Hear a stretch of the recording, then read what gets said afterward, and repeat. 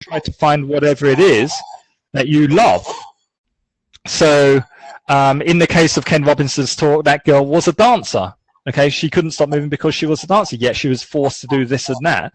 But if that's her calling and that's her passion, then certainly we should be allowed to really help and nourish these people who have their other desires in life. Yeah. Whoa, that's really fascinating. I think that sometimes now, as we're grown-ups, it seems like we know enough. This feeling that hey, I'm totally cool with because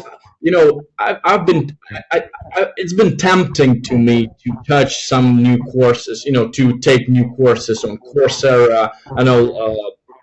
Learn financial literacy, for example. This is what I'm lacking a lot, But at some point in life, you can kind of feel you can think to yourself that I'm okay with who I am, So probably this is more a philosophical question, but do you ever stop learning or not?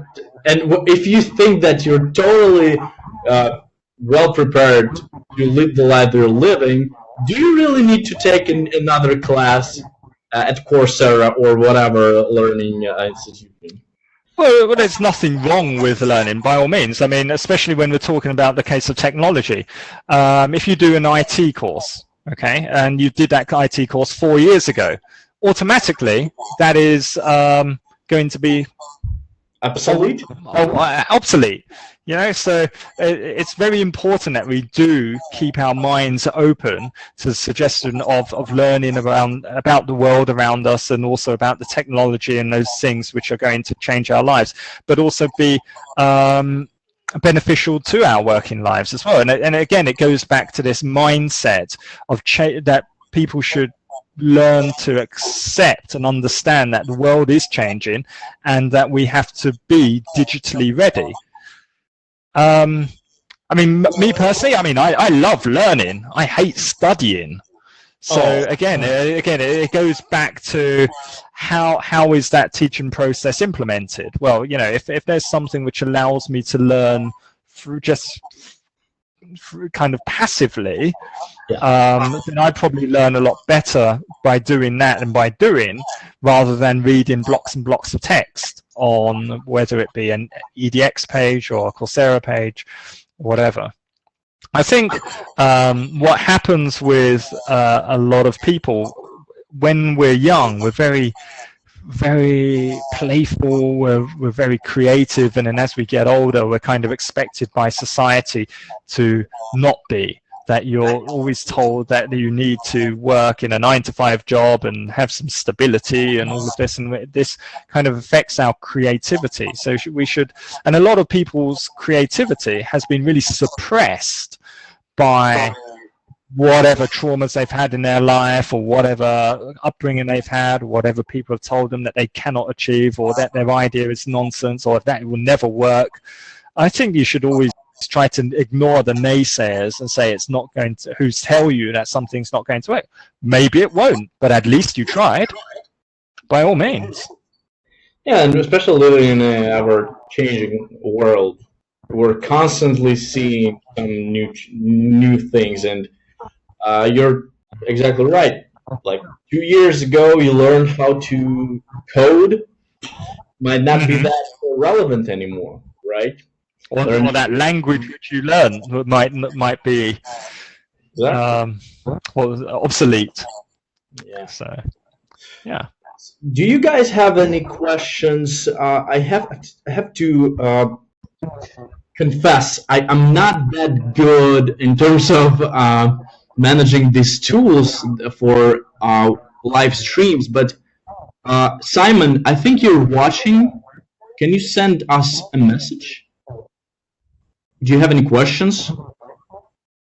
Simon is one of the guys that I work with.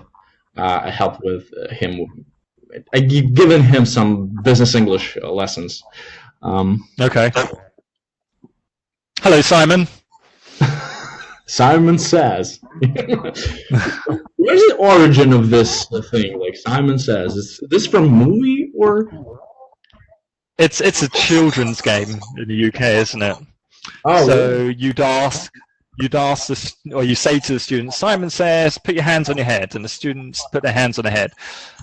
But if you tell them something without the preceding Simon Says, then they're out of the game. So if I say, Simon Says, put your hands on your head, Simon Says, touch your face, Simon Says, put your hands on your hips, kneel down, and if a child kneels down, then they're out of the game because they weren't listening properly.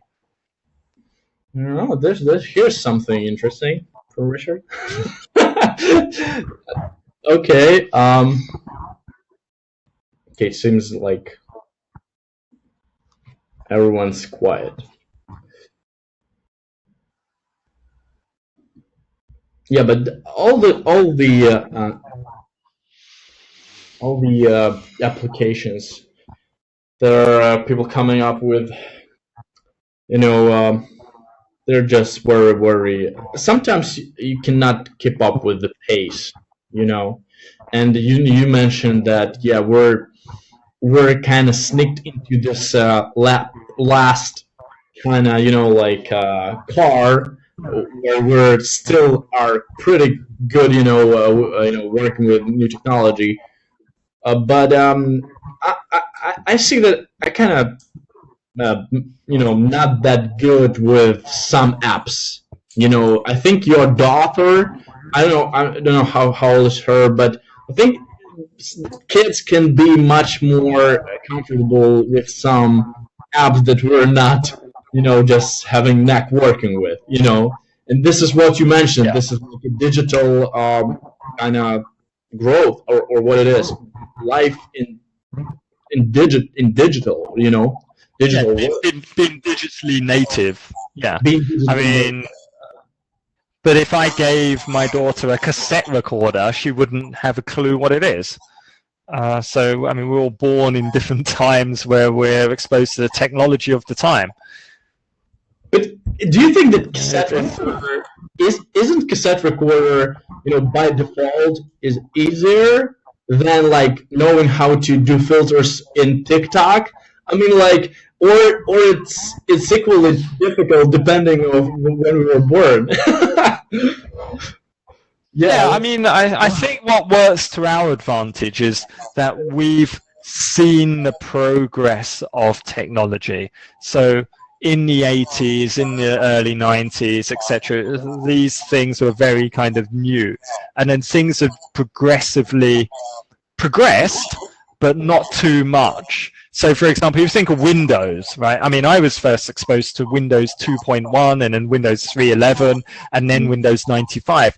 Now, the way you use it, Windows 95, isn't that different from how Windows 10 is nowadays. Of course, there were many, many, many changes, but the how you access the programs, apps now, is more or less the same. You can find things in folders in more or less the same way as you could 20, 30 years ago. Yeah, I mean, these digital phone apps, like you say, TikTok and Snapchat, etc., they can be a little bit more complicated. I find it incredible when I see my 5-year-old daughter navigating through Netflix. Oh, really? It's just like, yeah, it's incredible. Yeah, I mean, for sure. But there are some. You've seen the movie by Netflix, Social Dilemma, right? I haven't yet. You haven't yet. I'm afraid.